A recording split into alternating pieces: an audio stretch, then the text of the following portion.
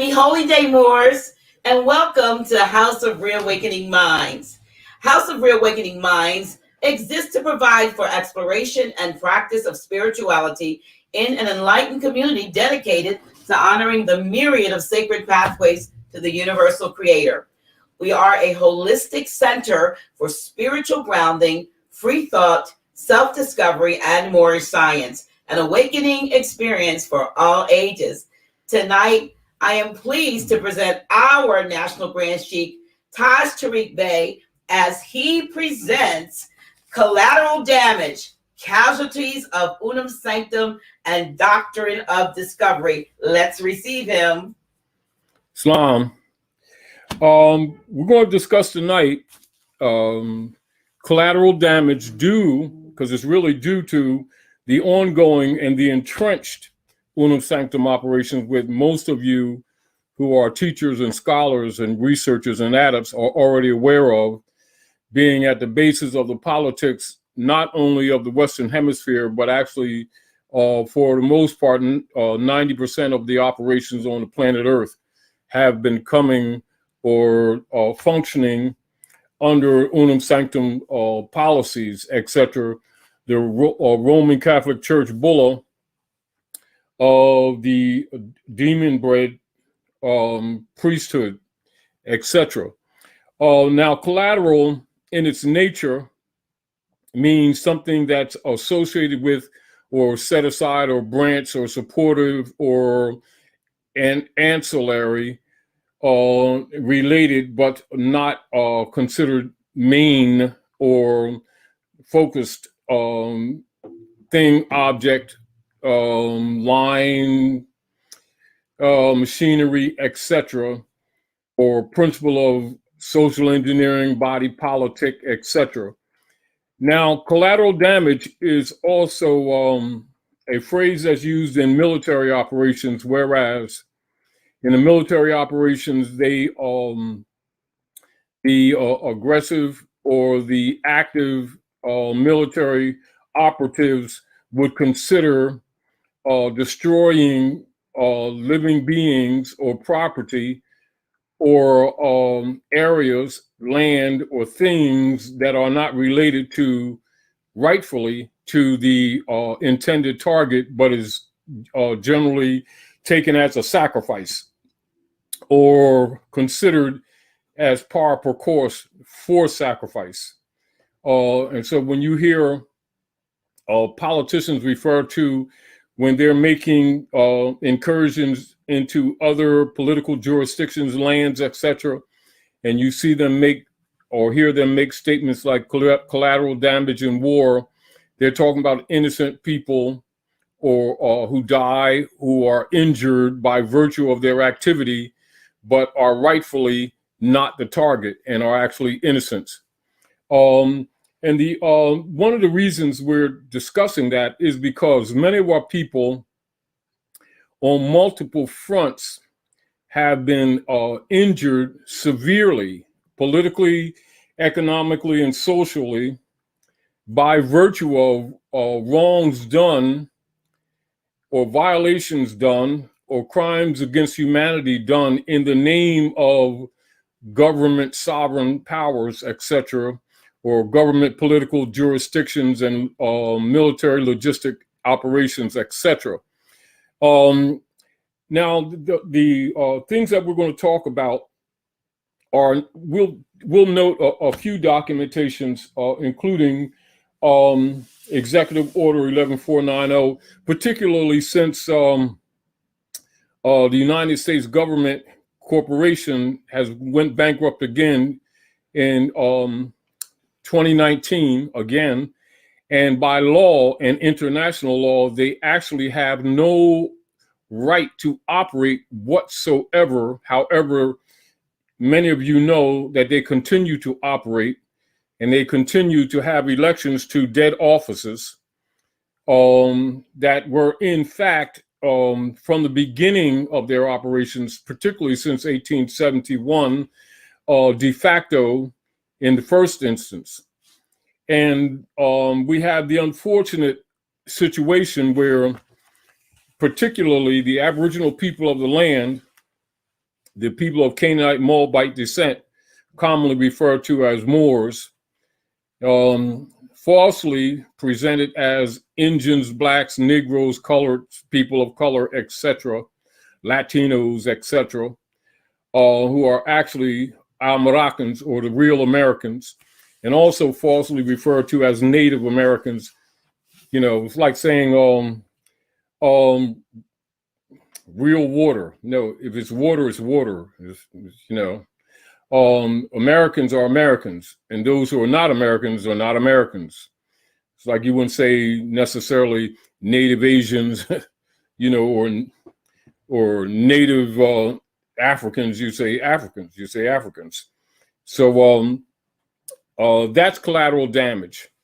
The collateral damage is both the misinformation that has been passed from generation to generation, that has been a severe economic injury to our people. And so I'm going to look at certain notes of their own documentation, which I will present to you in quotes of their operations, so that most of the people who are listening and people who come here and share the evenings with us at the House of ReAwakening Minds, and also those of you who may come on the official office hours of Dr. G, she'll deal with a lot of different issues of trying to help humanity, etc., which is basically what we're trying to do. We want to share with you the documentations in some of these areas to give support to the positions that we hold in relationship to the entertainment of and exercise of rights unalienable that already belong to the people, that many of the people are not aware of. Now, of course, this information is nothing new to all of you who've been sharing with us, because we've been teaching this stuff for 40 years, truthfully. However, because of the political atmosphere that's taking place right now, particularly with the people being under biological attack by people who they falsely have assumed was their government, I find it necessary to touch bases on some of these things. And particularly, again, because some of you being attacked by corporate operatives who actually should not be doing business whatsoever, but are claiming to be government, that are putting tyrannical rules and mandatory civil actions against the people to injure you and your right to feed your families, and your rights to travel, and your rights to do business and trade with each other, in violation of human rights, in violation of international law, in violation of constitutional law, in violation of treaty law, and in violation of humanity at large. And so all of this is given to you with the forethought on your part, and write this down, keep in mind, particularly, though most of you know this, for those of you who don't, the Congress adjourned sine die, March 27th, 1861. That's the Congress for the United States in treaty operations to do business on the land, North America, in trade, etc. The persons holding those positions of authority via treaty and constitution breached their honor, breached their oaths of office, and actually secretly and some openly began misprision activities to overthrow the republic and to deny or to abridge or abort their obligations to the treaties that supersede the Constitution. And as you all know, the Constitution for the United States comes from the Honesty Confederation of Aboriginal Moors at North America, that has been reconstructed in history as being Indians, etc. And so also the Honesty Confederation is also referred to in Reconstruction as the Iroquois Indians.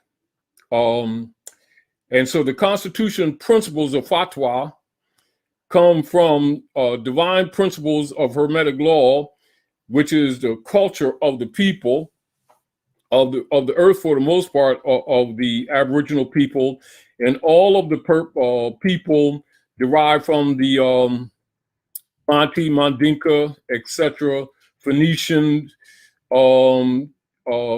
tribes of Africa, with the Berber linguistic groups, etc., that have been occupying or domiciling at North America and around the planet for multiple thousands of years, not a couple, multiple compound thousands of years, etc. So the principles upon which we have operated government are well established, and they are in their general form what you would call Hermetic in their character or thought, as you would look at in ancient Hiqupta, that is also referred to as Egypt, etc. Those principles of divine law brought into a civil level, which we would call legislated or ens legis operations, etc. Principles of jurisprudence, harmonic with the divine laws of nature that recognize the allodial principle and principles of the human form or the spirit man exercising the experience in the physical form, etc. And so the principles of the Constitution for the United States are very, very ancient, while adopted to operate at the North or at the North Gate, at the Maghreb, etc., must be recognized that these principles have been abridged by persons claiming to be Congress and senators. So 1861, the coup d'etat, and most of you already know about the plotted and planned assassination of Abraham Lincoln.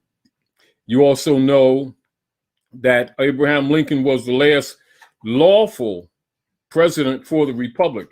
After Abraham Lincoln, there was no lawful president operating the corporation operations on the land in harmony with Constitution, treaties, etc., to this very day. And as we're speaking now, it's 2021. One of the problems that you have is most of the people, having been misdirected and miseducated, are still operating mentally from the concept that these people who have been causing them injury, who are openly causing them injury now, really openly, the problem that they have is that they don't understand that these people are not their government, never been. They've been self-serving themselves and private parties around the globe under the Unum Sanctum operations. And over the decades, for this last couple of centuries particularly, they have created so much of bedlam and din upon the planet Earth that civilization now itself is being threatened.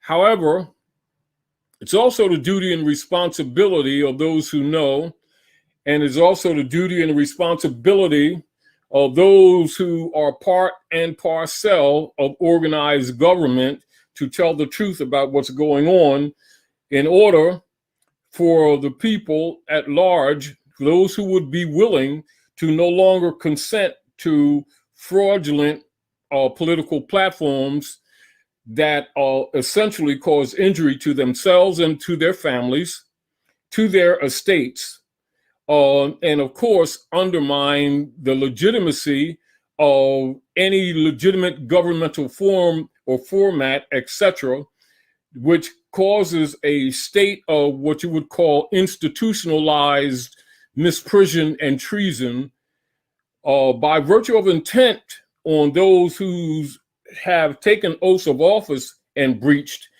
but by default with many of the people who are political parties or parts of these operations who do not know that the United States Corporation Company is not the country. It is a trading company doing business by virtue of treaty at Morocco or at North America.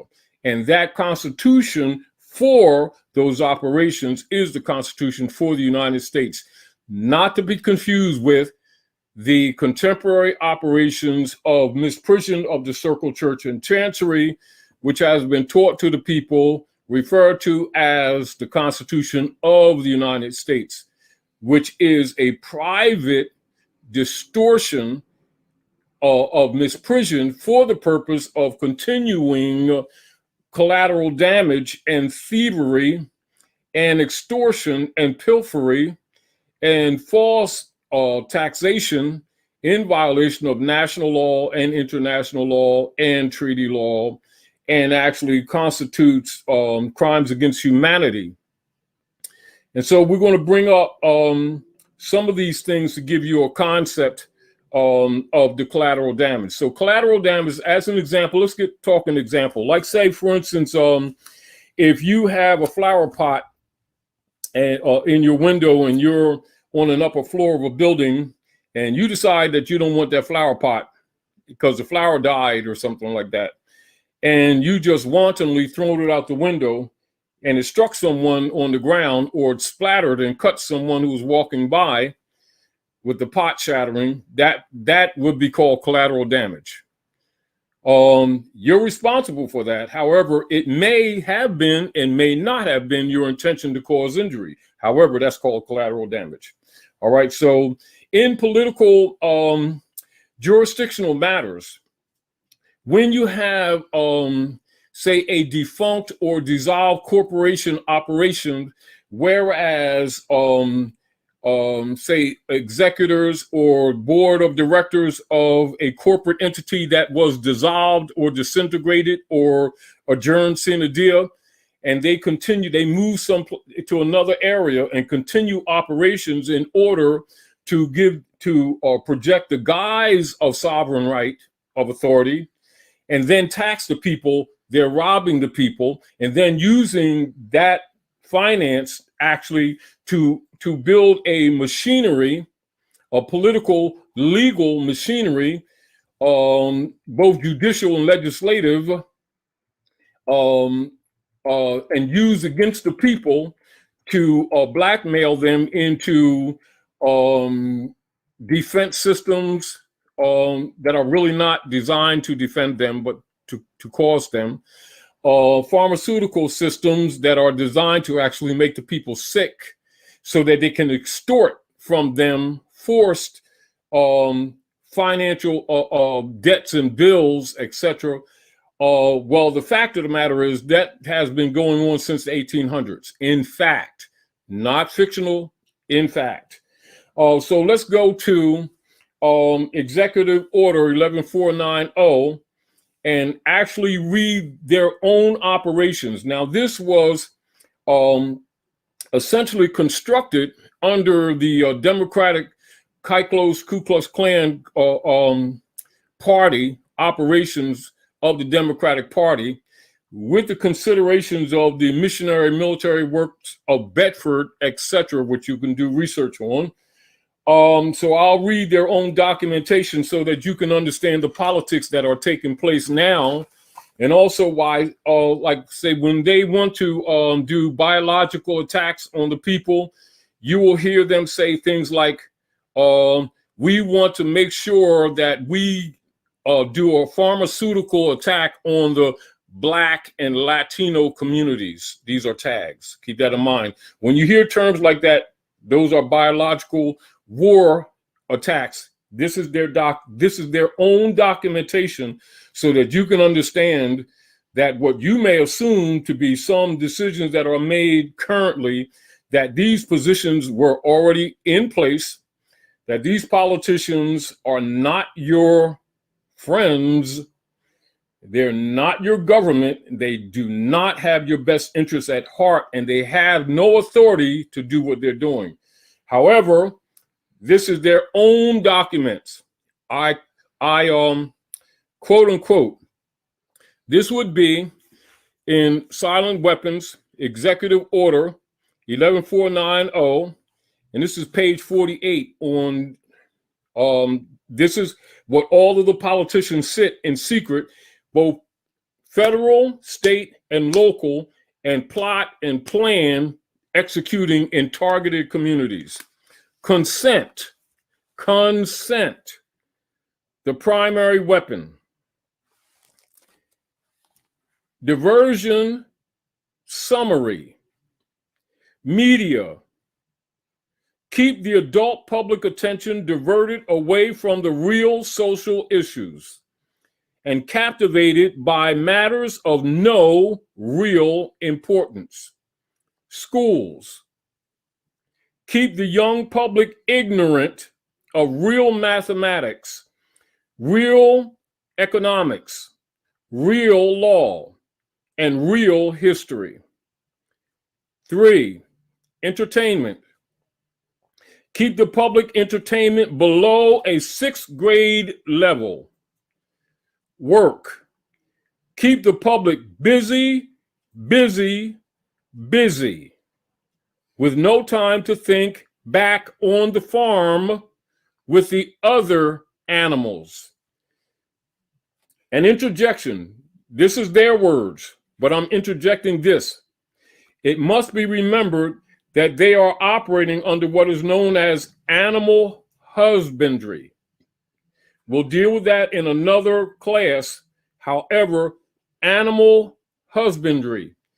Research that and understand their operations toward you, toward your family, toward your children. And this is why they treat the children the way they treat them. This is why they deliberately, not accidentally, miseducate them. This is why they do not teach the children basic etymon degrees or etymology, period, nor orthology, to prepare them for the workload that's put on them, which is demonstrated in the General Education Board of 1902 philosophy page available to all adults who've been sending your children to these people who you thought were your government, who are not. Back to their words, quote unquote, consent, the primary victory. A silent weapon system operates upon data. And keep in mind, you keep giving them your data, and you think we require you to give us this data because we need to make your peanut butter sandwiches just this square. And you keep playing, and they're weaponizing it against you. And keep in mind, they're not your government. They just told you they were. A silent weapon system operates upon data obtained from a docile public by legal, but not always lawful, force. Much information is made available to silent weapon systems programmers through the Internal Revenue Service. See studies in the structure of the American economy for an IRS source list. This information consists of the enforced delivery of well-organized data obtained in federal and state tax forms, collected, assembled, and submitted by slave labor, provided by taxpayers and employees, and furthermore, the number of such forms submitted to the IRS is a useful indicator for public consent, quote unquote, public consent, an important factor in strategic decision making. Other data sources are given in the short list of inputs, quote unquote, short list of inputs. Consent coefficients, numerical feedback indicating victory status, psychological bases.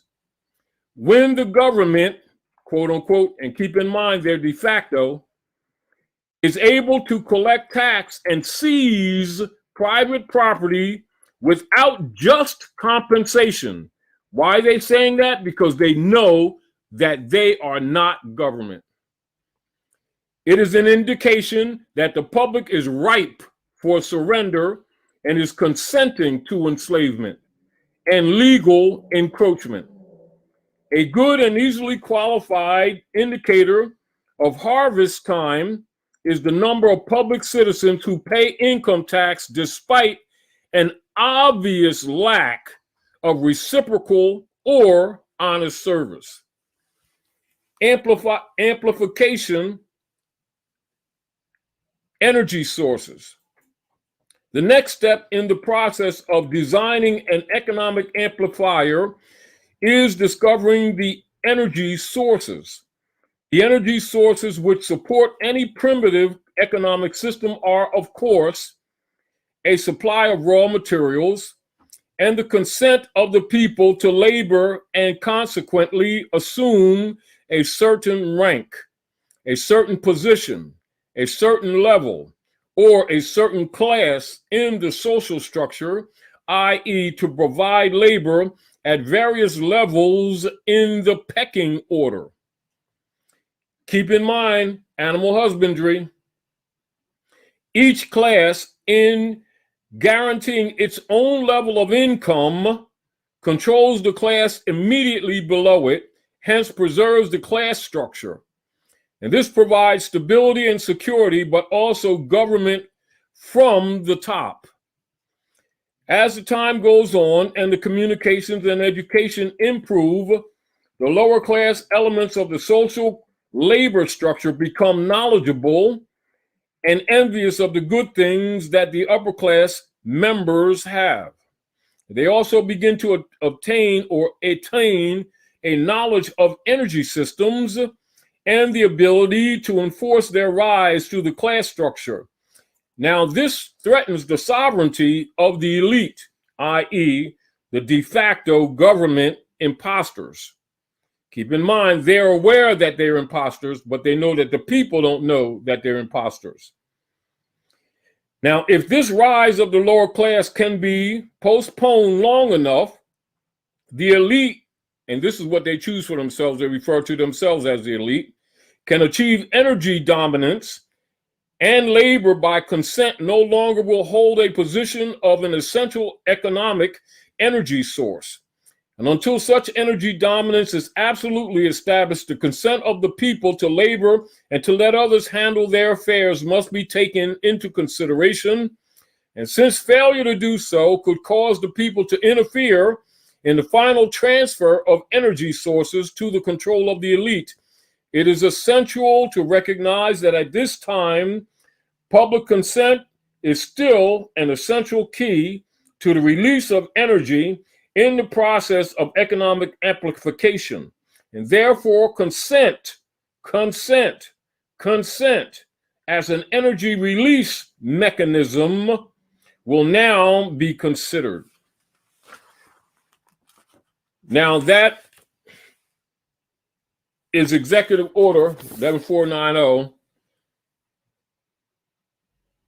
I'm just moving the page so they can look at both pages.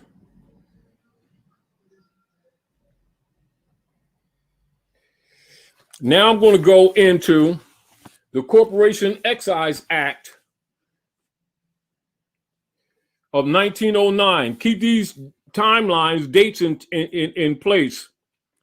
Because remember, 1909, those of you who are scholars, you already know when the letter was written to Secretary Roots in 06, and he referred to how the Moors lost their birthright by virtue agreeing to the Nationalization Act. That would be the 14th Amendment operations. That's totally connected to this. So keep that in concept. Then 1909, 1910, when the operatives with the misprision was meeting again on Jekyll Island, etc., with members of the Circle Church and Chancery and the Crown Order,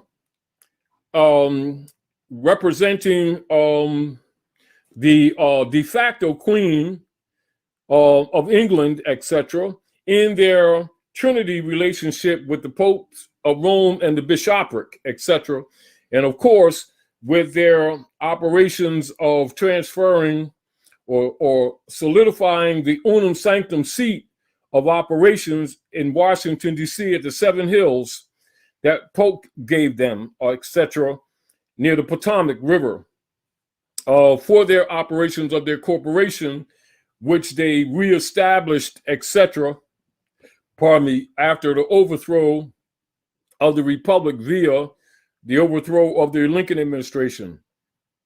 Now, at that time, they did Corporation Excise Act of 1909. And for those of you who are students of jurisprudence, that the Corporation Excise Act of 1909 was adjudicated in the Flint versus Stone Tracy Company case 220 U.S. 107, and that was in 1911.